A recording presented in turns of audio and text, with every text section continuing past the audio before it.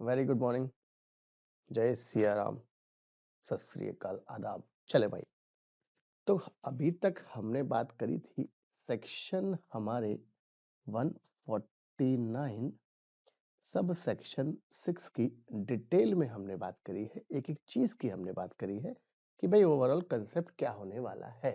चले, तो आगे का हमारा जो डिस्कशन है वो पूरा का पूरा होगा सेक्शन 149 सब सेक्शन 7 से।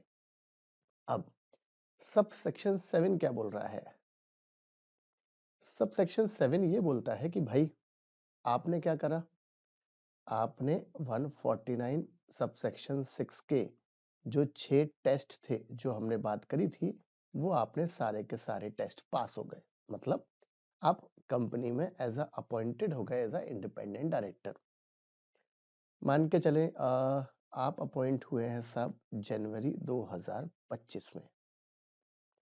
अब क्या होगा, हो सकता है जो 6 टेस्ट में से है आपके रिलेटिव ने कोई ज्यादा सिक्योरिटीज एक्वायर कर ली, राइट, या कोई पिक्यूनरी ट्रांजैक्शन कर लिया exceeding that amount which is prescribed 50 lakh रुपए वाला अपना, राइट, या इंडेप्टनेस गारंटी वगैरह ज्यादा दे दी है, या फिर आपके रिलेटिव या फिर आपके एक पार्टनर ने कोई ऑफिस ज्वाइन कर लिया था। मतलब कुछ भी हो सकता है। तो लॉ ने बोला यार देखो, आप अभी तो इंडिपेंडेंट डायरेक्टर अपॉइंट हो गए, हमें कोई दिक्कत नहीं है, बट हम चाहते हैं कि भाई आप डिक्लेरेशन देते रहो टाइम टाइम पर सेक्शन 149 सब सेक्शन 6 की कि यस मैं आज भी क्वालिफाइड हूं एज पर दिस सेक्शन। मतलब आप डिक्लेरेशन, सेल्फ डिक्लेरेशन रिक्वायर्ड है फ्रॉम एन इंडिपेंडेंट डायरेक्टर कि भाई मैंने आज भी, अगर आप चेक करना चाहो तो 149 सब सेक्शन 6 के 6 टेस्ट पे मैं खरा उतरने वाला हूं। तो लॉ ने बोला डिक्लेरेशन कब कब चाहिए, तो डिक्लेरेशन का क्या बोल रहा है वो, एवरी इंडिपेंडेंट डायरेक्टर शेल, देखो कोई एग्जम्पशन नहीं है, कंपल्सरी डिक्लेरेशन रिक्वायर्ड है at the first meeting of the board in which he permit as a director, right. मतलब एक तो डिक्लेरेशन आपको कब देना है, एक डिक्लेरेशन देना है जब आप फर्स्ट टाइम किसी बोर्ड मीटिंग में पार्टिसिपेट कर रहे हो, तब आपको डिक्लेरेशन देना है अपॉइंटमेंट के बाद। दूसरा डिक्लेरेशन आपको कब देना है, हर फाइनेंशियल ईयर स्टार्ट होने के पहले जो बोर्ड मीटिंग होगी, मतलब first board meeting of that particular financial year. हमारे केस में बात करें तो भाई जो 25-26 वाला फाइनेंशियल ईयर स्टार्ट होगा अप्रैल से लेकर मार्च तक, इसकी जब फर्स्ट बोर्ड मीटिंग होगी, again you need to give a declaration. और थर्ड पॉइंट, अगर 149 सब सेक्शन 6 में कहीं भी चेंज होता है तो वो चेंज हुआ है तब आपको डिक्लेरेशन देना पड़ेगा कि फलानी फलानी चीज जो मैंने पहले सबमिट करी थी उसमें अब चेंज है।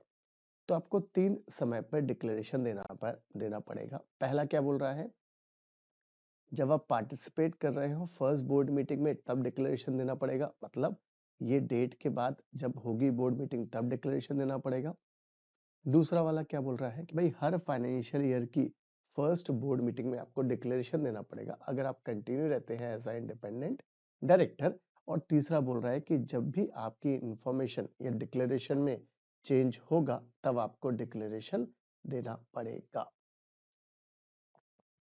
चले, thereafter at the first meeting of the board in every financial year or wherever there is any change in the circumstances which may affect his status as an independent director। तो law ने बोला भैया जब भी board meeting में first time participate करो, मतलब उस कंपनी की जब फर्स्ट टाइम पार्टिसिपेट करो एज अ इंडिपेंडेंट डायरेक्टर, तब आपको डिक्लेरेशन दे दो, हर फाइनेंशियल ईयर में डिक्लेरेशन दे दो, और जब भी सिचुएशन सर्कमस्टांसेस में चेंज हुआ तब देना पड़ेगा। Give a declaration that he meets the criteria of independence as provided in subsection 6, right? ये चीज आपको डिक्लेरेशन देना पड़ेगा। Explanation for the purpose of this section, मैंने आपको बताया था भाई नॉमिनी डायरेक्टर क्या होता है, राइट।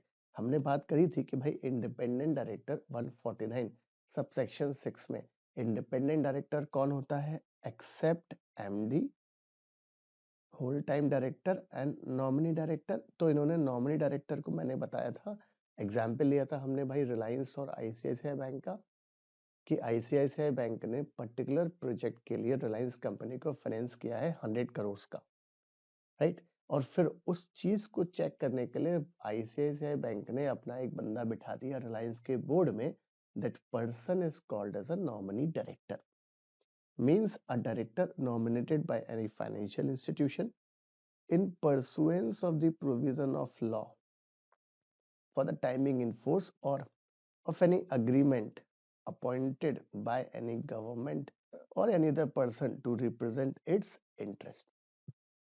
गवर्नमेंट अपने बंदे बिठा देता है कंपनी में, तो लॉ ने बोला यार ऐसा कोई बंदा अपॉइंटेड हुआ है, that person is called as a nominee director. चलो, तो ये था हमारा सबसेक्शन 7 जो हमने बात करी है। तो भाई सबसेक्शन 7 क्या बोलता है? सबसेक्शन 7 मेन तो बोलता है डिक्लेरेशन देना है। कब कब देना है?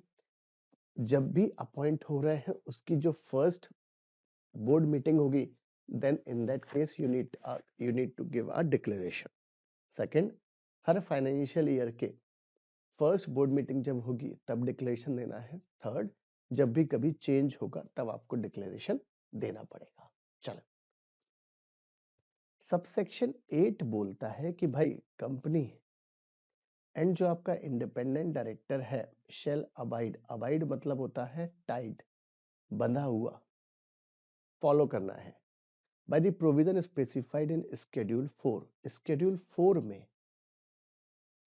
4 में जो आपको दिए गए हैं पॉइंट्स, वो आपको फॉलो करना है। किस किस को? कंपनी को भी मानना है एंड इंडिपेंडेंट डायरेक्टर जो बंदा अपॉइंट हो रहा है उस पर्सन को भी ये मानना पड़ेगा। शेड्यूल कौन सा है? 4। देखो बहुत ये सिंपल है याद करना। सबसेक्शन कौन सा है भाई? 8 है। शेड्यूल कौन सा है? 4 है। और जो ये शेड्यूल है, जो शेड्यूल है, ये पूरे के पूरे कितने पैराग्राफ में डिवाइडेड है? 8 में। तो याद कर लो भाई, ये आपका 4 हो गया, तो 8/2 is equals to 4 multiply by 2 is equals to 8। किसी भी तरीके से याद कर लो। तो भाई सेक्शन 8 है, शेड्यूल 4 है, और जो शेड्यूल 4 में बातें कही गई हैं वो पूरे के पूरे 8 पैराग्राफ में कही गई है, राइट। 8 पैराग्राफ मतलब रोमन नंबर में ये सारे के सारे पैराग्राफ मेंशन्ड हैं आपके शेड्यूल 4 में। चल, अब शेड्यूल 4 में जो पैराग्राफ है वो भाई बेसिक कॉन्सेप्ट है।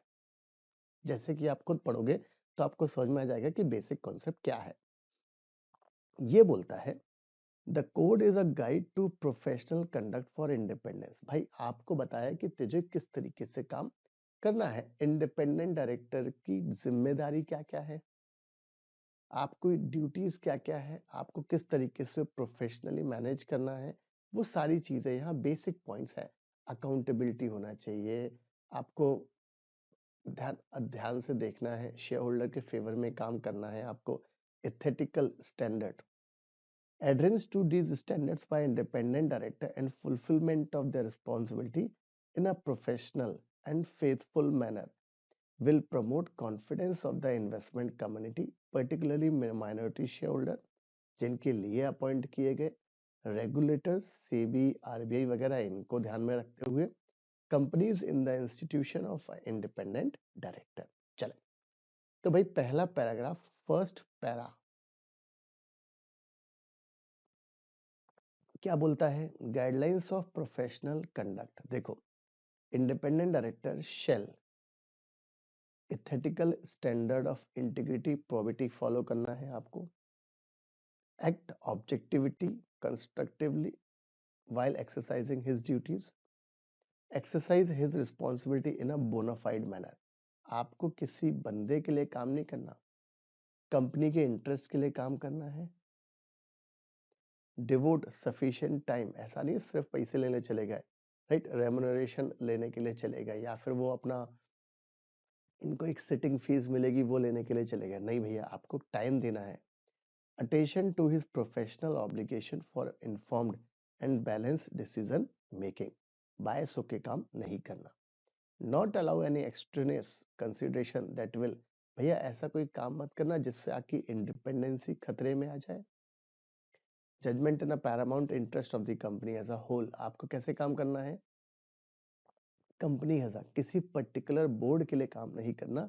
Not abuse his position in a detriment to the company, shareholder ऐसा काम नहीं करना है। ऐसा काम करने से रोकना है जिससे आपकी इंडिपेंडेंस खत्म हो रही हो। Where circumstances arise which make an independent director lose his independence, the independent director must immediately inform the board accordingly. आपको क्या करना है, हाथों हाथ इन्फॉर्म करना है बोर्ड को और असिस्ट करना है company in implementing the best corporate governance practices, right. तो आपने देखा ये 9 तरीके के पॉइंट काइंड ऑफ प्रवचन जैसे थे कि भाई आपको प्रोफेशनली बिहेव करना है। तो ये था आपका फर्स्ट पैरा में 9 पॉइंट्स।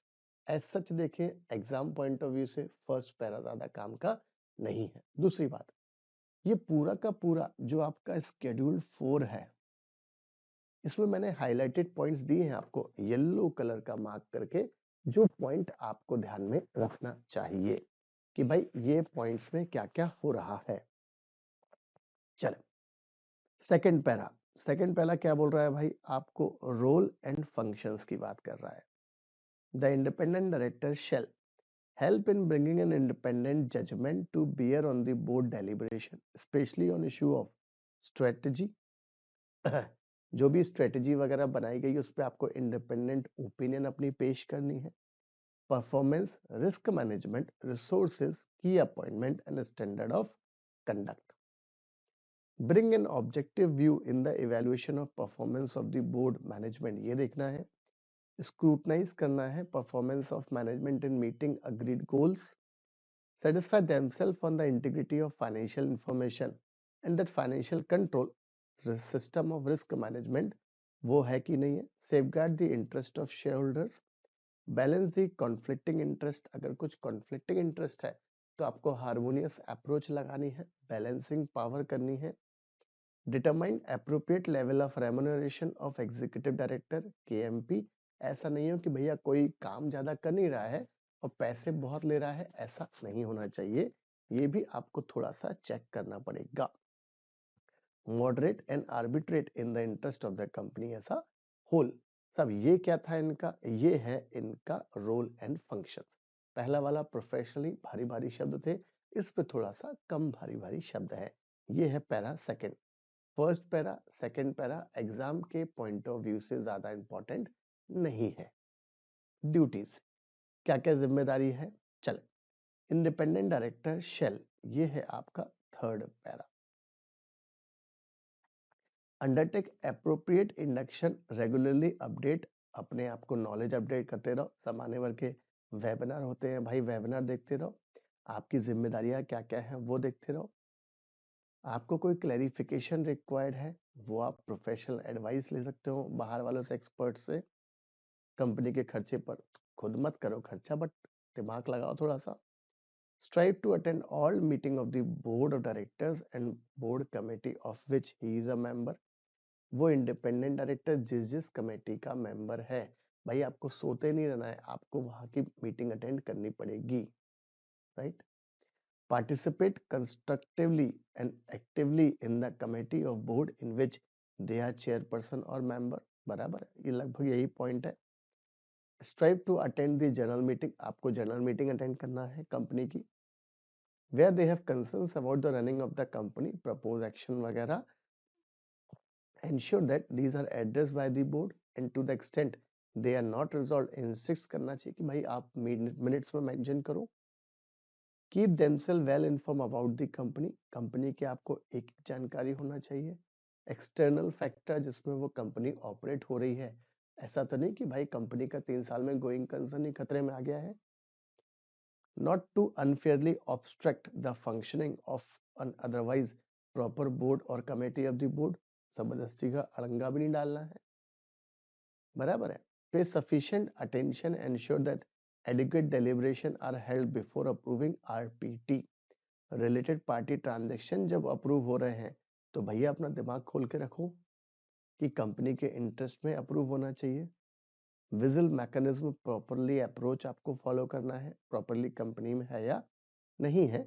तो कुल मिलाकर यार ये इतने सारे आपके ड्यूटीज बताई गई हैं पैरा नंबर 3 में हमने जो बात करी है। तो भाई पैरा 1, पैरा 2, पैरा 3 सच ज्यादा काम का नहीं है, और ये आप एग्जाम में कभी आता भी है बाई चांस 2-3 नंबर का, तो आप मेंशन कर लोगे क्योंकि लगभग कंसेप्ट वही है।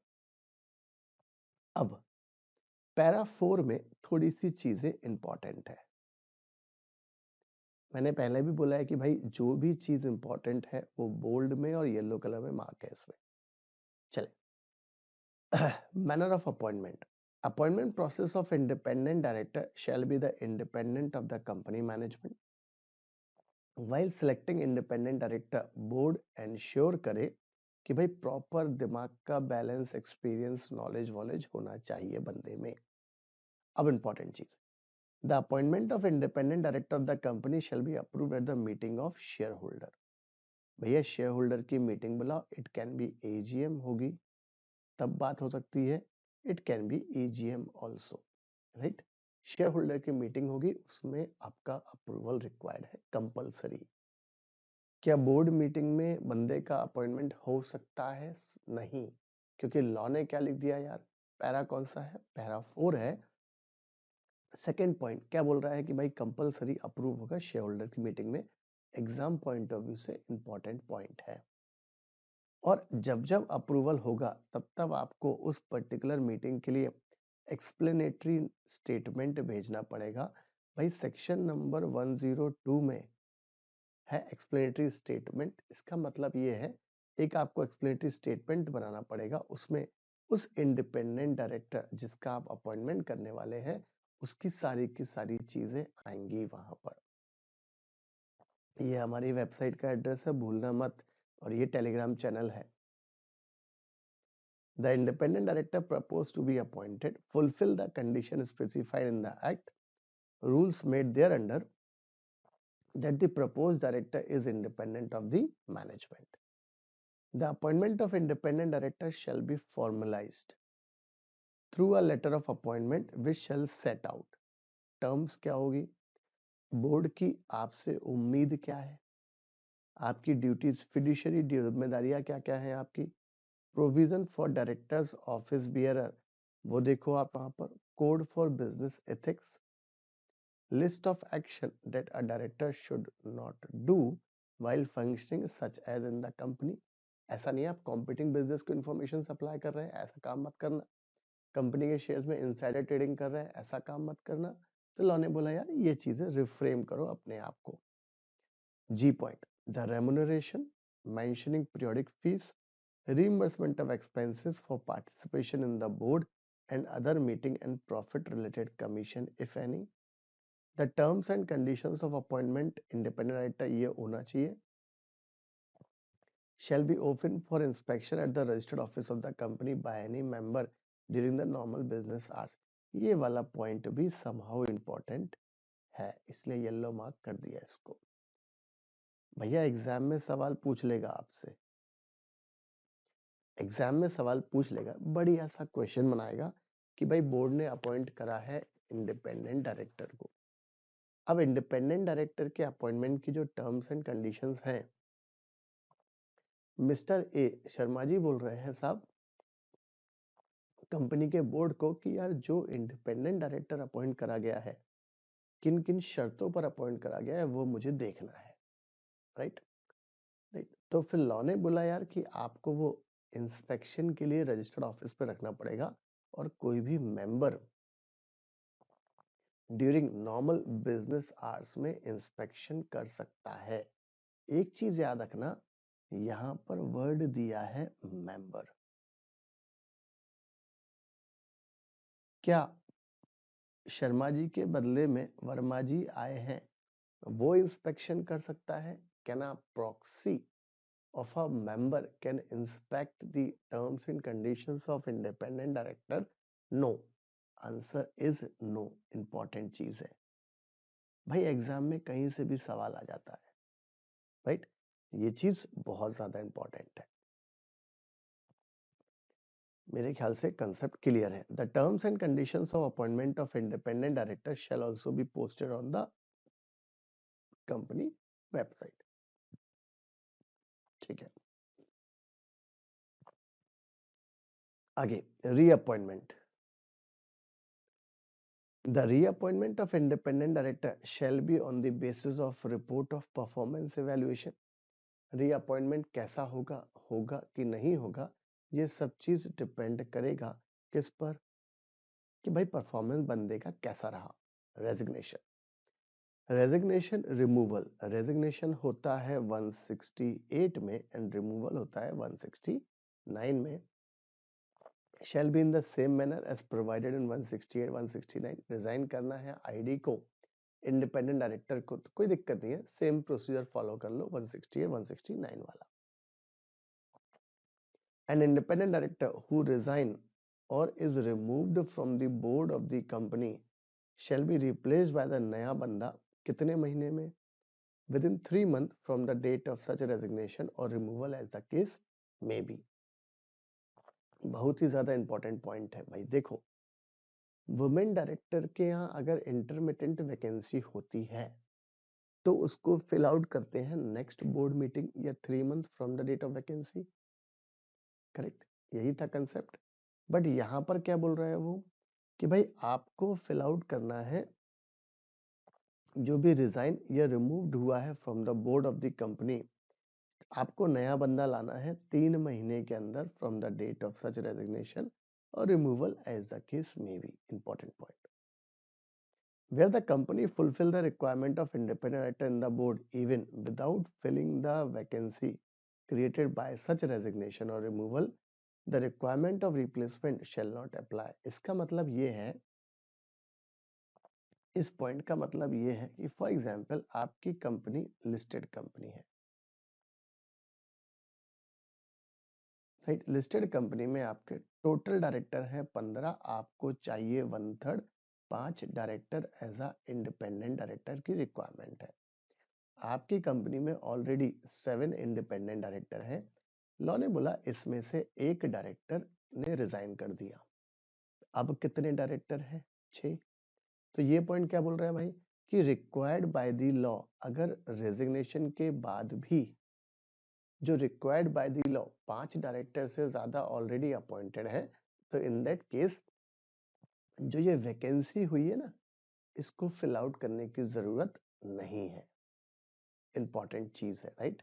क्योंकि लॉ ने बोला यार आपने ज्यादा अपॉइंट करे तो हमें कोई दिक्कत नहीं है, तो ये चीज यहाँ पर रिक्वायर्ड नहीं है। एग्जाम में इसके ऊपर सवाल आ सकता है, राइट। तो ये चीज आपको पता होनी चाहिए। आगे चले, सेपरेट मीटिंग पैरा है कौन सा वाला, 7th वाला।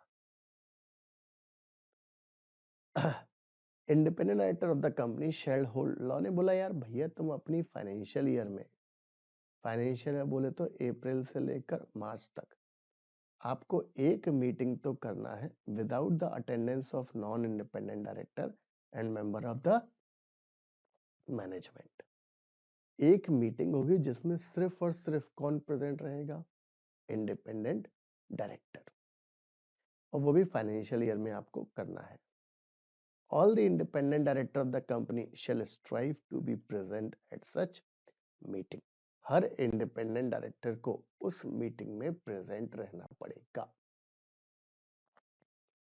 जो भी meeting, the meeting shall review the performance of non independent director and board as a whole. Meeting क्या जिक्र करेगी, खुद का परफॉर्मेंस नहीं चेक करेंगे, वो बोर्ड के परफॉर्मेंस चेक करने वाले हैं।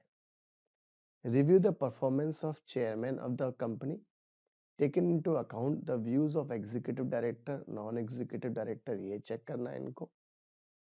assess the quality, quantity, timeliness of flow of information between the company management and the board that is necessary for the board to effectively and reasonably perform their duties, ये आपको check करना है।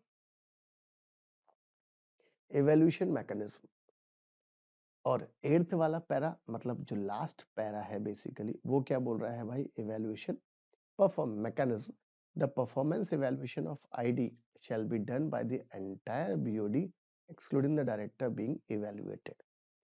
भाई independent director को कौन check करेगा? तो law ने बोला सारा का सारा बोर्ड ऑफ डायरेक्टर्स चेक करेंगे, एंटायर बीओडी एक्सेप्ट जिसका इवैल्यूएशन हो रहा है, और उसके बेस पर देखना है कि भाई को विदा करना है या इनको आगे कंटिन्यू करना है। This particular note is provided exemption in case of government company। ये क्या बोल रहा है कि भाई देखो, आपने टोटल 8 पैराग्राफ देखे हैं, सॉरी 8 पैराग्राफ में से कुछ कुछ पैराग्राफ के कुछ कुछ पॉइंट्स सेक्शन 2 क्लॉज 45 में गवर्नमेंट कंपनी के ऊपर अप्लाई नहीं होंगे। फॉर एग्जाम्पल पैरा 2 में सब पैरा मतलब पॉइंट नंबर 2 से लेकर 7 तक अप्लाई नहीं होगा, पूरा का पूरा पैरा 4 अप्लाई नहीं होगा, 5 अप्लाई नहीं होगा, पैरा 7 का थर्ड का ए और बी अप्लाई नहीं होगा, मतलब पैरा 7 ये रहा, थर्ड का ए और बी अप्लाई नहीं होगा in case of government company, क्योंकि यहां पर सब कुछ अपने हाथ पे कौन रखेगा? If the requirement in respect of matter specified in this para are specified by the कनिस्ट, मतलब सीधी बात है भाई, मिनिस्ट्री ने अगर बता दिया कि भाई इसका परफॉर्मेंस इवैल्यूएशन इस तरीके से होगा, तो लॉ ने बोला कोल इंडिया के बोर्ड का कोई काम नहीं है, राइट? फिर तो मिनिस्ट्री जो संभालती है कोल डिपार्टमेंट को भारत सरकार की, राइट, वो फिर देखेगी कि भाई किस तरीके से होना चाहिए कामकाज। चले, तो ये आपको स्पेसिफिक गवर्नमेंट कंपनी को एक्सक्लूजन दिया है अलग अलग पैरा से। तो ये है भाई आपका कौन सा वाला यार, सब सेक्शन 8 की हमने बात जो करी है। अब सब सेक्शन 9, सब सेक्शन 9 बोलता है भाई फीस के रिगार्डिंग क्या क्या मिलेगा। तो हमने पहले क्या बात करी है भाई, ही is entitled for the remuneration, बंदे को क्या मिलेगा यार? रेम्युनरेशन मिलेगा, और रेम्युनरेशन में जो इनकम टैक्स वाले परक्यूजिट्स हैं वो भी शामिल होते हैं इसको, प्लस बंदे को सिटिंग फीस भी मिलेगी। अरे भाई बोर्ड मीटिंग अटेंड करेगा, so he is entitled for sitting fees also. Law ने बोला यार इसके अलावा कुछ मत देना, रीइंबर्समेंट ऑफ एक्सपेंसेस भी देना, बस, बराबर है, बस यही देना है आपको, इसके अलावा और कुछ मत देना। क्या बोल रहा है law? Not withstanding anything contained in any other provision of this act.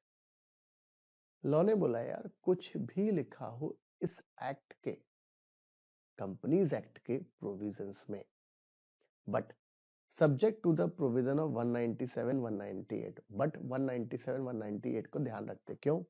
क्योंकि रेम्युनरेशन तो वहीं के हिसाब से मिलेगा, सेटिंग फीस वगैरह सबका।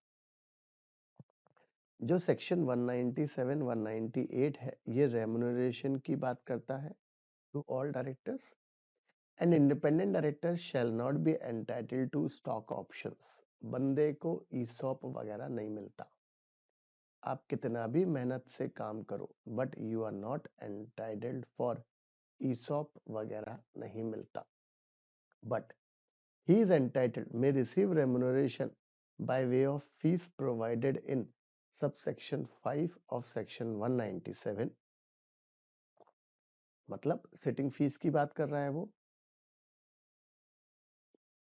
भाई सिटिंग फीस भी मैक्सिमम 1 लाख रुपए पर बोर्ड मीटिंग मिलती है, मैक्सिमम है, राइट? कंपनी 20,000 दे सकती, कोई दिक्कत नहीं है, 1,20,000 नहीं दे सकती। Reimbursement of expenses for participation in the board, आप जो ट्रेन के डब्बे में आए हैं स्लीपर क्लास में, वो उसका टिकट दिखा दो, पैसे वापस ले लो यार। And other meeting profit related commission as approved by the members, provided that if a company has no profit or profits are inadequate, independent director may receive remuneration exclusive of any fees payable under subsection 5 of section 197 in accordance with the provision of schedule 5। Schedule 5 में अगर मेरी company को profit इनएडिक्वेट हुआ है तो इसमें तरीका बताया है कि किस किस तरीके से फिर रेम्युनरेशन देना है और कितना कितना देना है, ये बताया शेड्यूल 5 में। जब हम 197 की बात 198 197 की बात करेंगे, बेसिकली 197 में है सब शेड्यूल 5 का जिक्र है कि कौन कौन से डायरेक्टर को कितना कितना सैलरी कितना कितना पैसा आपको देना है on the basis of capital, effective capital का जिक्र है वहां पर। चले, तो सबसेक्शन 9 फीस वगैरह की बात करता है। सबसेक्शन 10 और 11 एग्जाम पॉइंट ऑफ व्यू से काम का है। क्यों? क्योंकि ये बात करेगा कि भाई बंदे का रीअपॉइंटमेंट होगा तो कैसे होगा, बंदा कितने टर्म तक सर्व कर सकता है और कब कूलिंग पीरियड लगेगा, मतलब कब सर्व नहीं करेगा, घर बैठ के सिर्फ उसको पॉपकॉर्न खाना है, बाकी कुछ नहीं करना है। चल, तो इन्होंने बोला subject to the provision of 152। 152 बात करता है reappointment of retiring director, appointment reappointment of retiring director की बात करता है। An independent director shall hold office for a term up to 5 consecutive years.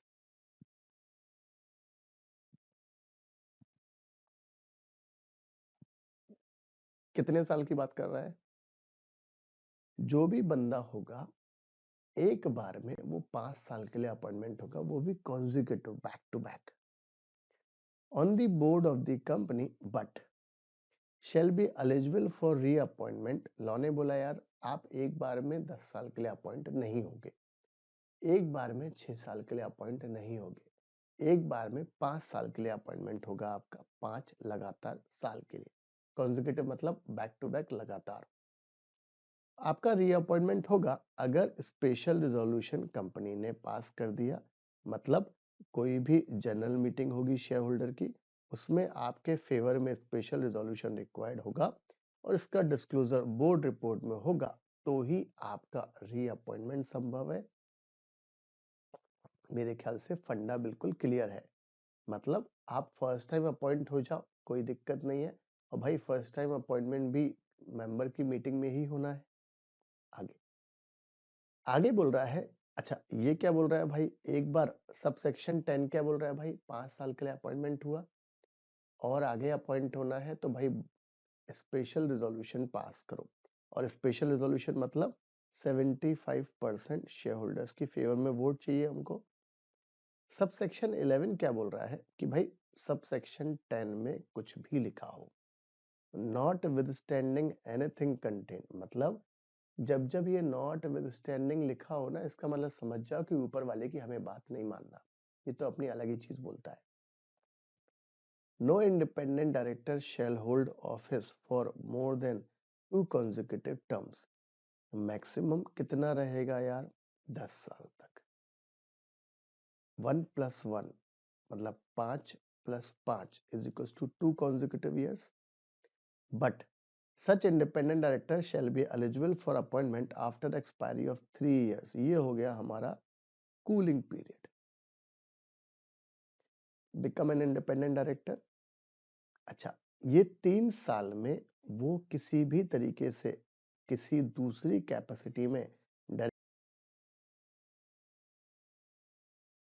तो मेरे ख्याल से ये वाला कंसेप्ट आपके पास पूरा का पूरा क्लियर है कि भाई सब सेक्शन 11 में क्या बोलता है वो कि डायरेक्टर मैक्सिमम कितना होल्ड करेगा, तो उन्होंने बोला साहब आपको 2 कॉन्जिक्यूटिव टर्म्स होल्ड करना है।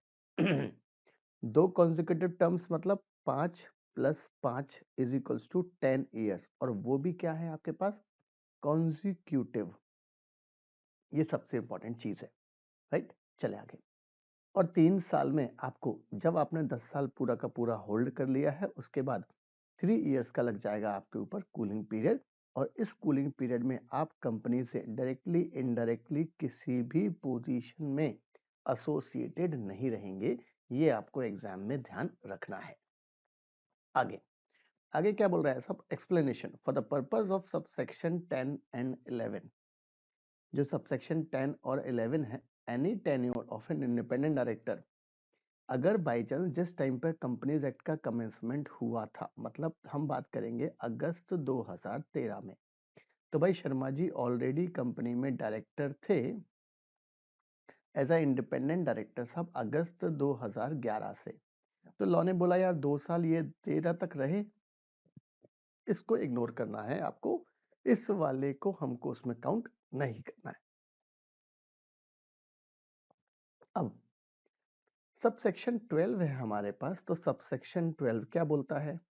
सेक्शन 149 सबसेक्शन 12 बोलता है लायबिलिटी की बात, liability of independent director plus non executive director. तो सबसेक्शन 12 में खास बात क्या है? ये क्या बोलता है? पहली बात तो ये ओवरराइडिंग प्रोविजन है, तो वो बोलता है एक्ट में कहीं पर कुछ भी लिखा हो, independent director plus non executive director, इनकी लायबिलिटी कब रहेगी? मतलब नॉन एग्जीक्यूटिव डायरेक्टर जो कौन नहीं है, ना तो प्रमोटर है और ना ही केएमपी है। प्रमोटर की डेफिनेशन कहाँ लिखी है? सेक्शन 2 क्लॉज 51 में, और प्रमोटर की डेफिनेशन कहाँ लिखी है? 2 क्लॉज 69 में। बीच बीच में सेक्शन रिकॉल करते जाओ तो आपको सेक्शन नंबर इजीली याद होते जाएगा। लॉ ने बोला ये जो इंडिपेंडेंट डायरेक्टर है या जो नॉन एग्जीक्यूटिव डायरेक्टर है, ये लायबल कब होगा? जब कोई डिफॉल्ट किया गया है कंपनी के द्वारा जो इनकी नॉलेज में है। सबसे इंपॉर्टेंट चीज क्या है? Occurred with his knowledge. अगर कोई डिफॉल्ट की गई है कंपनी के द्वारा, an independent director along with non-executive director was aware of that particular default, तो ही लॉ ने बोला है साहब आपको डिफॉल्ट में इनकी जिम्मेदारी होगी, अदरवाइज इनकी कोई भी जिम्मेदारी नहीं होगी। Attributable through board processes and with his consent और convince acceptance where he had not acting diligently, जहां पर आपने प्रॉपर सुपरवाइज करके काम नहीं किया था, लॉ ने बोला साहब independent director and non executive director की जिम्मेदारी होगी। राइट, आपकी नॉलेज में था बट आपने डिलीजेंटली प्रॉपरली काम किया था तो आपकी कोई गलती नहीं मानी जाएगी। इंपॉर्टेंट चीज आपकी कंसेंट, आपकी नॉलेज में था बट आपकी कंसेंट नहीं थी तो आपकी कोई गलती नहीं मानी जाएगी। नॉलेज में था प्लस कंसेंट होनी चाहिए तो ही independent director and non executive director जो प्रमोटर के एमपी नहीं है तो ही इनकी जिम्मेदारी मानी जाएगी। आगे सब सेक्शन 13 क्या बोल रहा है कि भाई जो हमारे पास एक है सेक्शन 152। 152 क्या बोलता है? Liable to retire by rotation, मतलब ये बेसिकली बात करता है रोटेशनल डायरेक्टर की। काहे की बात करता है 152? रोटेशनल डायरेक्टर की, कि मेरी कंपनी में हर साल हमको एक निश्चित परसेंटेज 2/3 1/3 का कॉन्सेप्ट है यहाँ पर, वो डायरेक्टर रिटायर बाय रोटेशन होंगे, रिटायर होंगे और फिर उनका आप रीअपॉइंटमेंट कर सकते हैं सेम एनुअल जनरल मीटिंग में, एजीएम में। अब उसमें जो कैलकुलेशन दिया है वो सब सेक्शन 6 एंड 7 में दिया है। तो लॉ ने क्या बोला कि जब आप वो टोटल डायरेक्टर निकालेंगे for the purpose of retiring director, तो आपको उसमें इंडिपेंडेंट डायरेक्टर को शामिल नहीं करना। The provision of subsection 6 and 7 of section 152 in respect of retirement of director by rotation shall not be applicable to appointment of independent director. Law ने बोला साहब ये वाले प्रोविजन इस इंडिपेंडेंट डायरेक्टर के ऊपर नहीं लगेंगे। तो 152 सबसेक्शन 6 एंड 7 में जो भी हम कैलकुलेशन करेंगे उसमें हमें इंडिपेंडेंट डायरेक्टर को अलग करना है। Exception, modification, adaptation. सबसे पहला एक्सेप्शन है कौन सी कंपनी के लिए? सेक्शन 8 कंपनी के लिए। इन्होंने क्या बोला कि भाई आपका सबसेक्शन 4 है इंडिपेंडेंट डायरेक्टर वाला, सबसेक्शन 5 है डिक्लेरेशन वाला, सबसेक्शन 6 है आपका, सबसेक्शन 7 है, 8 है, 9 है, 10 है, 11 है, सबसेक्शन 12 का क्लॉज 1 है, सबसेक्शन 13 है कौन से वाले सेक्शन के? 149 के। ये सारे के सारे सबसेक्शन आपके सेक्शन 8 कंपनी पर नहीं लगेंगे। पहला एग्जम्पशन किसको? सेक्शन 8 कंपनी को।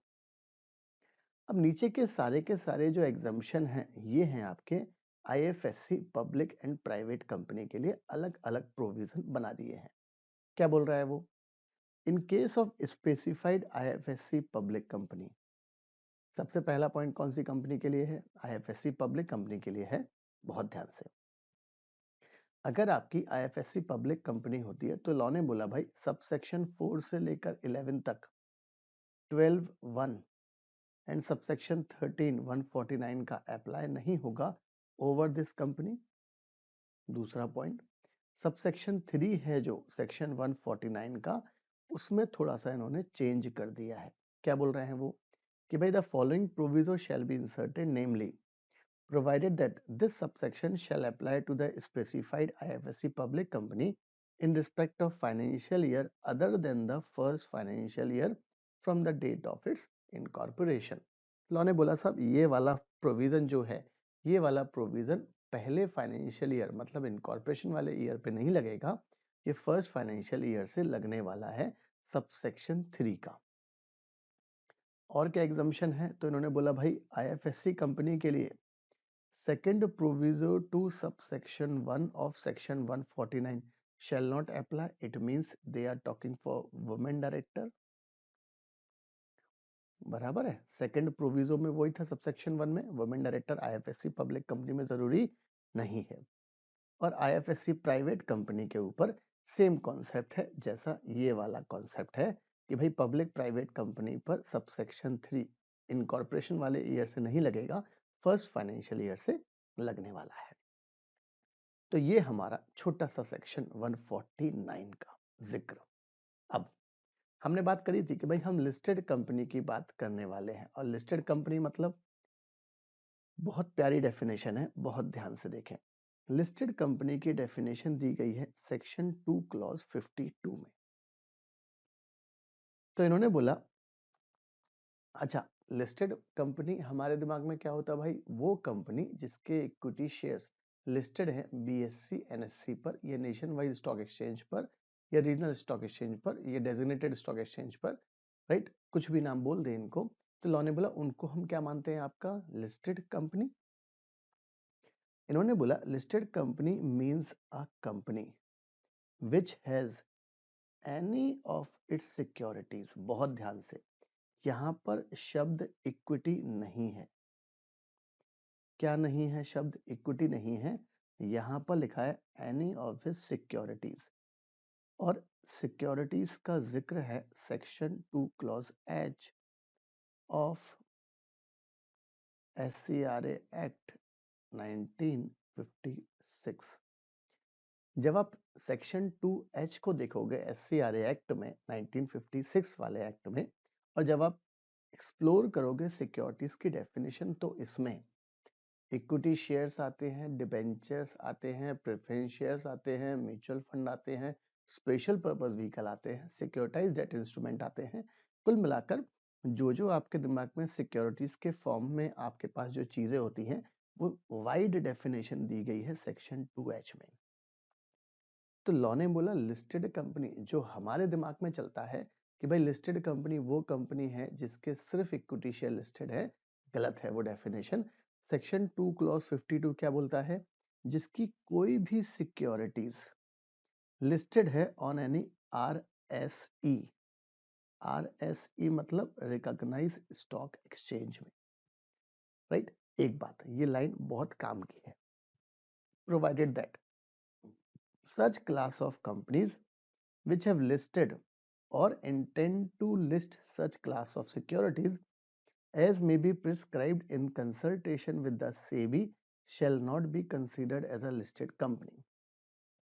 कंपनीज एक्ट में पहला पॉइंट क्या लिख दिया कि भाई सिक्योरिटीज में जो चीजें आती हैं उनमें से कोई भी लिस्ट अगर होती है तो उस पर्टिकुलर को हम क्या बोलेंगे, लिस्टेड कंपनी। सेकंड पॉइंट क्या बोल रहा है भाई, सेबी से बात करके अगर किसी पर्टिकुलर क्लास ऑफ कंपनी के लिए जो लिस्टेड है या जो इंटेंड होने वाली है about to be listed company, या किसी पर्टिकुलर क्लास ऑफ सिक्योरिटीज को लिस्ट करने वाली है, और सेबी से बात करके अगर उन्होंने बोल दिया कि भाई इनको हम क्या नहीं कहेंगे, लिस्टेड सिक्योरिटीज नहीं कहेंगे, तो उसको हम लिस्टेड सिक्योरिटीज नहीं कहेंगे। और ये जिक्र किस किस को नहीं कहेंगे, ये कहाँ लिखा है आपका रूल्स में। The company's specification of definition detail rules 2014। भाई वेबसाइट का नाम याद है ना अपनी, प्लस टेलीग्राम चैनल का नाम याद रखो बेटा, काम क्या आएगा। चलो अब हम बात करें बहुत ही ज्यादा महत्वपूर्ण चीज की। रूल 2A है जिसमें बताया है कि भाई कौन कौन सी कंपनी को not to be considered as listed company, not to be considered as listed company. For the purpose of the proviso to clause 52 of the Act, the following classes of company shall not be considered as listed companies. क्या बोल रहा है वो? Two clause 52 के हिसाब से the following class of company को हम लिस्टेड कंपनी नहीं कहेंगे। इसका मतलब ये है कि भाई इनकी सिक्योरिटीज कहीं ना कहीं लिस्टेड है, फिर भी लॉ ने बोल दिया भाई आपको हम लिस्टेड कंपनी का दर्जा नहीं देंगे। बहुत ध्यान से, यहां पर जो पॉइंट है वो है ए, बी और सी। और ए में कितने पॉइंट है यार? 2 पॉइंट है। बहुत ध्यान से, पहली बात इंपॉर्टेंट कौन सा है यार?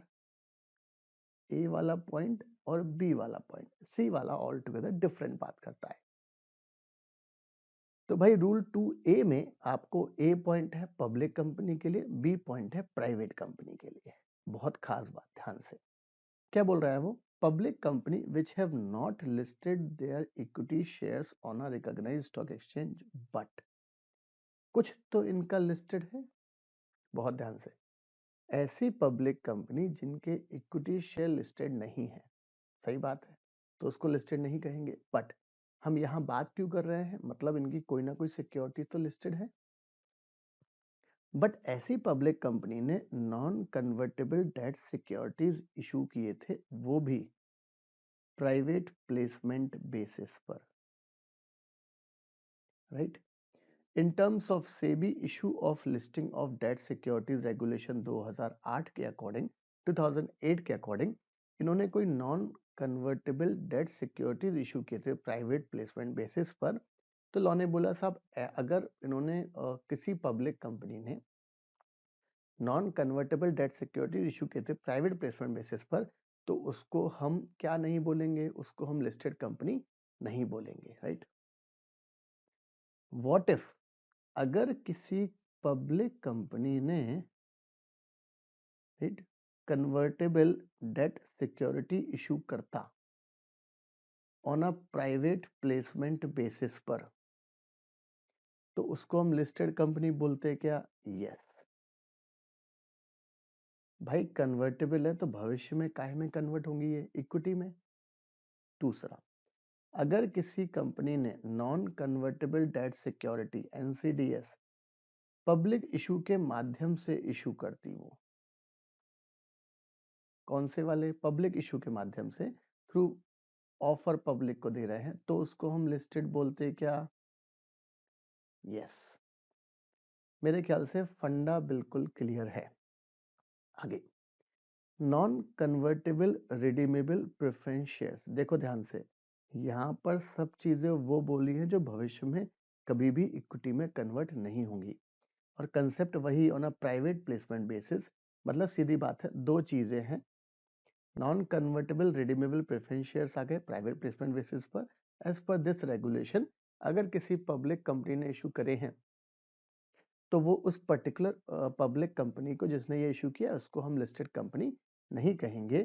फिर से वही बात कि भाई अगर कन्वर्टेबल रिडीमेबल प्रेफरेंस शेयर होते तो उसको मानते क्या? यस मानते, या पब्लिक ऑफर के थ्रू देते तो भी उसको हम लिस्टेड कंपनी मानते। मतलब सीधी बात है, इनमें से कोई एक चीज गायब है। कंडीशन 2 है। क्या क्या कंडीशन है भाई? कंडीशन क्या है? For the purpose of non listing non convertible debt security plus private placement, non convertible redeemable preference share plus private placement, इन दोनों केस हैं तो हम नॉट लिस्टेड कंपनी मानेंगे रूल 2A के अकॉर्डिंग। चले, private company which have listed their non convertible debt securities on a private placement basis, ऐसी private company को भी हम सेबी कि ये पर्टिकुलर रेगुलेशन जो यहाँ दिया है तो 2A के हिसाब से हम उस कंपनी को लिस्टेड कंपनी नहीं कहेंगे। इसका मतलब ये है, अगर किसी प्राइवेट कंपनी ने कन्वर्टेबल डेट सिक्योरिटीज इशू किया है तो उसको हम लिस्टेड कंपनी कहेंगे क्या? यस, क्योंकि यहां पर तो नहीं दिया तो उसको हम मानेंगे। या किसी प्राइवेट कंपनी ने कन्वर्टेबल डेट सिक्योरिटीज इशू करा है पब्लिक ऑफर के तहत, क्या उसको लिस्टेड कंपनी कहेंगे क्या? यस कहेंगे। अरे भाई, लिस्टेड कंपनी कब नहीं कहेंगे? अगर एनसीडी इशू करा है वो भी प्राइवेट प्लेसमेंट बेसिस पर किसी प्राइवेट कंपनी में, तो उसको हम लिस्टेड कंपनी नहीं कहेंगे। अदरवाइज इनमें से अगर कोई भी एक चीज गायब रही, या तो वो कन्वर्टेबल सिक्योरिटीज है, पब्लिक ऑफर के थ्रू आया है, राइट, तो उसको फिर हम ये कहने वाले हैं। अब जो थर्ड पॉइंट है, ये पब्लिक कंपनी को इजाजत देता है। क्या बोल रहा है वो? Public company which have not listed their equity shares on the recognised stock exchange. Bharat के स्टॉक एक्सचेंज में आपके इक्विटी शेयर लिस्टेड नहीं है, बट आपके लिस्टेड इक्विटी शेयर्स हैं एक पर्टिकुलर ज्यूरिसडिक्शन में, जो सेक्शन 23 में दिया गया है। बेसिकली ये बात कर रहा है कि विदेश में आपने बाहर के स्टॉक, नैस्डैक स्टॉक एक्सचेंज में, एनवाईएसई न्यूयॉर्क स्टॉक एक्सचेंज में आपने डायरेक्ट लिस्टिंग के लिए अप्लाई करा है। वो कंसेप्ट लेकर आए थे गवर्नमेंट आज से 3 साल पहले लगभग। वो कंपनी के लिए बात कर रहा है कि आप देखो भाई, अगर मुझे इंडिया के बाहर से पैसा रेज करना है तो मैं क्या इशू करता हूँ? ADR GDR. But ADR GDR एक फॉर्म है, डायरेक्ट लिस्टिंग की बात नहीं करता। वो क्या बोलता है? यहाँ वाली कंपनी ने, इंडिया वाली कंपनी ने शेयर इशू करे बाहर वाले डिपॉजिटरी को, वो बंदे ने कन्वर्ट करके एडीआर जीडीआर करके बेच के आपको पैसा दे दिया। बट ये बात करता है डायरेक्ट लिस्टिंग की, कि एडीआर जीडीआर नहीं, आप तो अपने इक्विटी शेयर डायरेक्ट लिस्टिंग की बात करो। तो लॉ ने बोला ये वाली कंपनी को भी हम क्या नहीं बोलेंगे? लिस्टेड कंपनी नहीं बोलेंगे, रूल 2A के हिसाब से, ये पर्टिकुलर रूल्स का। तो मेरे ख्याल से ये कॉन्सेप्ट पूरा का पूरा क्लियर है। तो भाई, लिस्टेड कंपनी की डेफिनेशन क्या है वो हमने पूरी बात कर ली है, कॉन्सेप्ट क्या है वो हमने पूरा का पूरा देख लिया है। तो मेरे ख्याल से ये कॉन्सेप्ट पूरा का पूरा क्लियर है। इफ बट क्या है वो हमने पूरी बात कर ली है, सेक्शन 149 की बात।